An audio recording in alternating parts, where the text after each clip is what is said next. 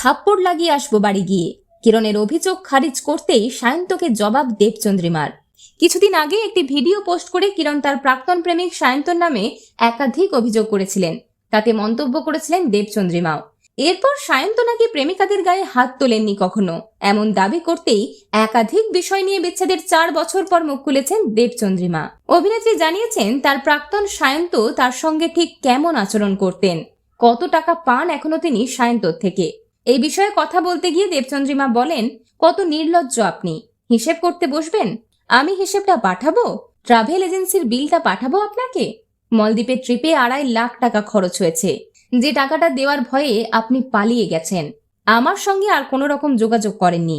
আমার প্রত্যেকটা ভিডিও থেকে যে রেভিনিউ জেনারেট হয়েছে পাঠাবেন ওই টাকাটা। অভিনেত্রী এদিন আরো বলেন, আমি আপনাকে হাড়ে হাড়ে মজ্জায় মজ্জায় চিনি, আর ভুলেও এটার রিপ্লাই দিয়ে ভিডিও বানাতে আসবেন না, তাহলে একটা থাপ্পড় লাগিয়ে আসবো বাড়ি গিয়ে।